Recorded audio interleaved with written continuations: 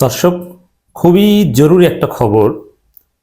BNP doctor Yunus সরকারকে বাদ দিয়ে নতুন কোনো 111 মার্কা সরকার চায়, এটা তারা এখন ইঙ্গিত দিচ্ছে। কিছুদিন পরে দাবি নিয়ে মাঠে নামবে। এমনকি আগামী নির্বাচনে বিএনপি অংশগ্রহণ নাও করতে পারে।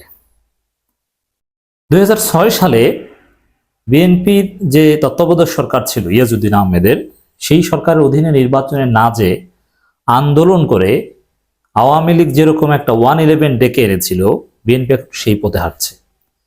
বিএনপি ডক্টর ইউনূস সরকারের অধীনে নির্বাচনে না যে অন্য কোনো নিরপেক্ষ সরকারের দাবি করে আরেকটা 111 ঘটাতে পারে, বিএনপি সেদিকে হাঁটছে। অতএব আমাদেরকে জরুরি ভিত্তিতে ঐক্যবদ্ধ হতে হবে, বিএনপির এই ষড়যন্ত্র প্রতিহত করতে হবে। বিবিসি বাংলার সাথে মির্জা ফখরুল ইসলাম আলমগীর একটা সাক্ষাৎকার দিয়েছেন। সেখানে তিনি যে বক্তব্য দিয়েছেন তার সার কথাটা আমি প্রথমেই বলে দিলাম। বিবিসি বাংলা শিরোনাম করেছে এভাবে: সরকার নিরপেক্ষ থাকতে না পারলে নিরপেক্ষ সরকার প্রয়োজন হবে। এর মানে ডক্টর ইউনূস, এবং আরো বিস্তারিত বলেছেন, আমি আসছি সেদিকে। সরকার নিরপেক্ষ থাকতে না পারলে এর মানে ডক্টর ইউনূস সরকার নিরপেক্ষ থাকতে পারবে না। এবং তিনি স্পষ্ট করেছেন যে এই সরকারের ছাত্র উপদেষ্টা আছে, দেখেন 111 পন্থী উপদেষ্টা আছে, মোস্তফা সরোয়ার ফারুকীরা আছে, তাদের বিএনপি কিছু আসে যায় না। কিন্তু যারা রক্ত দিয়ে, যারা জীবন বাজি রেখে হাসিনার পতন ঘটালো, তারা উপদেষ্টা আছে, এটা বিএনপি সহ্য হচ্ছে না। কারণ বলছে ছাত্র উপদেষ্টারা আছে, তারা নাকি আবার রাজনৈতিক দলও করছে, অতএব তারা তো তাহলে নিরপেক্ষ নয়। অতএব নিরপেক্ষ সরকারের প্রয়োজন হতে পারে, মানে আর একটা 111 সরকার চায়। এই সরকারে হবে না, তাদের ভরবে না, এটাই স্পষ্ট করছে। বিএনপি হয়তো বা নির্বাচনে যাওয়ার জন্য শর্ত দিবে, এই ছাত্র উপদেষ্টাদের পদত্যাগ করতে হবে, বিশেষ করে নাসিব আর আসিফ নাহিদ এবং মাহফুজের প্রতি যত ক্ষোভ, অন্য কারোর প্রতি ক্ষোভ নয়। যারা এই দেশটা দ্বিতীয়বারের মতো স্বাধীন করে দিল, হাসিনাকে তাড়িয়ে দিল, ভারতের আধিপত্যবাদ থেকে দেশটাকে বাঁচালো, তারা থাকতে পারবে না। তারা থাকলে বিএনপি নির্বাচনে যাবে না, তাদেরকে সরতে হবে, সরাতে হবে, সেই শর্ত দিবে। এখন ওরাই তো ডক্টর ইউনূস সরকারকে বসিয়েছে, কারণ ওদেরকে সরাবে। এটা কি বিএনপির মামুবারের আবদার, না রাষ্ট্র নিয়ে পুতুল খেলা, যে যখন যা চাইবে তা হবে? এটা হবে না। তাহলে কি হবে? বিএনপি বলবে আমরা নির্বাচনে যাব না, তারপরে তারা আন্দোলন করে একটা 111 করানোর চেষ্টা করে। বিএনপি সেদিকে হাঁটছে। এটা সুস্পষ্ট ষড়যন্ত্র, এটা ভারতের ফাঁদ। বিএনপি ভারতের প্রেসক্রিপশন এগুলো করছে, নইলে বিএনপি এটা করার কথা নয়। এবং সাক্ষাৎকারে আরো যেসব কথা বলেছে, 71 প্রশ্ন, জামাত প্রশ্ন, সরাসরি না জামাতের নাম বলেনি, কিন্তু যা বলেছেন স্পষ্ট এটা ভারতের প্রেসক্রিপশন। অতএব আওয়ামী লীগকে নিষিদ্ধ চায় না, 72 সংবিধান বাতিল চায় না, আর এখন ডক্টর ইউনূস সরকার নিরপেক্ষ দিয়ে হবে না, ছাত্র উপদেষ্টাদের পদত্যাগে শর্ত দিতে পারে নির্বাচনে অংশগ্রহণ করতে। আর গত 15 বছরে বিএনপি আন্দোলন খেলা করেছে, আওয়ামী লীগের বিরুদ্ধে কোনো আন্দোলন করেনি, জনগণকে ধোঁয়াশার মধ্যে রেখেছে, আতাত করেছে। 18 সালে নির্বাচন করেছে, 14 সালে আবার বর্জন করেছে, অনির্দিষ্টকালের অবরোধ দিয়ে অবরোধ পালন না করে, স্থগিত না করে ঘরে ফিরে গিয়েছে। খালেদা জিয়া কখনো জেলে, কখনো বাড়িতে, কি শর্তের ভিত্তিতে বাসায় থাকার ব্যবস্থা করেছিল শেখ হাসিনা, এটা কিন্তু ক্লিয়ার না। নানান কথাবার্তা শোনা যায়। হয়তো বিএনপি গত 15 বছর ঈদের পর আন্দোলন পুতুল খেলেছিল, এখন দেশটা নিয়ে আরেক পুতুল খেলা শুরু করেছে ভারতের প্রেসক্রিপশনে। আমরা রক্ত দিয়ে হলেও বিএনপির ষড়যন্ত্রকে প্রতিহত করব। জনগণ ঐক্যবদ্ধ থাকুন। দর্শক, অধ্যাপক ডক্টর মোহাম্মদ ইউনূসের নেতৃত্বে অন্তর্বর্তীকালীন সরকার নিরপেক্ষতা বজায় রাখতে না পারলে নির্বাচন করতে পারবে না বলে জানিয়েছেন বাংলাদেশের অন্যতম প্রধান রাজনৈতিক দল বিএনপি মহাসচিব মির্জা ফখরুল ইসলাম আলমগীর। দেখেন, বাংলাদেশের ইতিহাসে এর চাইতে কোনো কনসেনসাস সরকার এসেছে ডক্টর ইউনূস সরকারের চাইতে?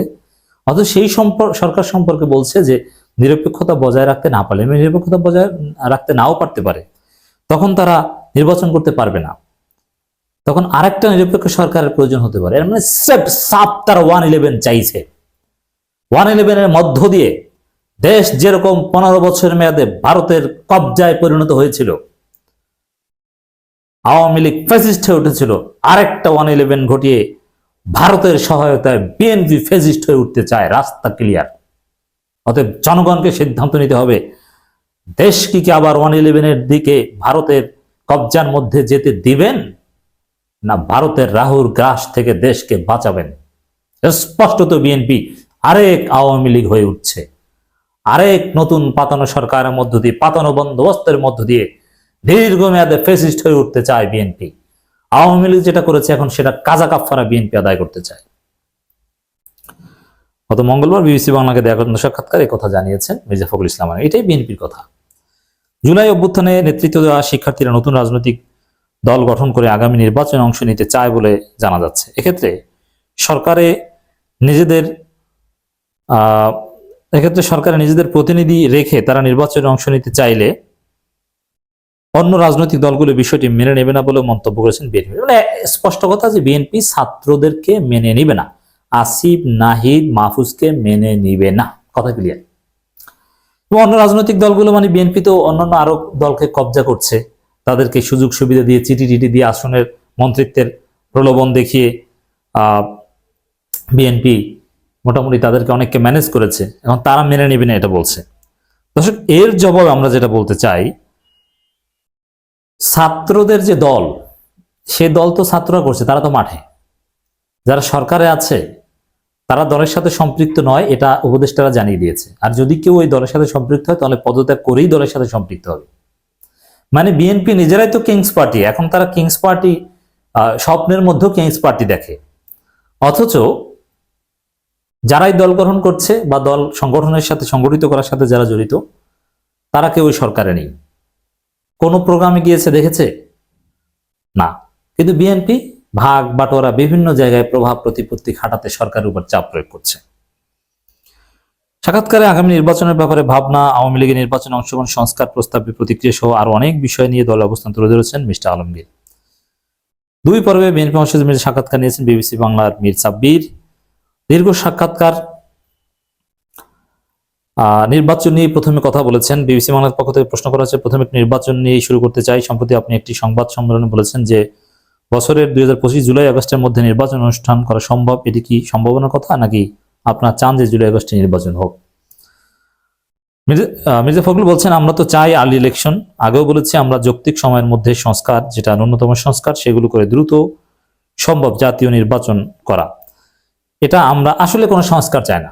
সংস্কার হলে তো ভোট কারচুপি করা যাবে না, এটা আমার প্রথম থেকে বলে আসছি আমরা। এবং আমরা বিশ্বাস করি যে আমাদের যে অভিজ্ঞতা দেখেছি, আমরা অতীতের কেয়ারটেকার গভর্নমেন্টগুলোতে, তাতে করে একটা অসম্ভব কিছু না। এটা পসিবল যদি গভর্নমেন্ট চায় যে ইলেকশন তারা করবে জুনে জুলাইয়ের মধ্যে, সে আগস্টের মধ্যে তা করতে পারে আগামী দিনও। কিন্তু সেটা কোনো নির্বাচন হবে না, সেটা আর একটা মাগুরার উপনির্বাচন হবে। আর এই মাগুরার উপনির্বাচন তো বিএনপির একটা পছন্দের দিন, একটা নির্বাচন। আপনার সুনির্দিষ্ট কি বলবেন যে আপনারা এই সময়ের মধ্যে নির্বাচন? আমরা সুনির্দিষ্ট সময় ওইভাবে বলতে চাই না, যে সুনির্দিষ্টভাবে তো বলেছি, আর কি বলবে, জুলাই আগস্টের মধ্যে চায়, এরপর তার কোনো কথা থাকে না। ওইটাই ডেডলাইন। এখন ডেডলাইন হিসেবে যতটা অস্বীকার করুক, ওইটাই ডেডলাইন, আলটিমেটাম, চাপ যা দেয়ার সব দিয়ে দিয়েছে। মাঠে আন্দোলন করবে সব বলে দিয়েছে, বাকি আছে কি? এবং তার মিত্রদের মাধ্যমে বলাচ্ছে তারা মাঠে নামবে। দর্শক, মানে কোনো কিছুতেই সরকারের উপর তারা স্যাটিসফাইড না। মেয়াদ নিয়ে কথা হচ্ছে সরকারের।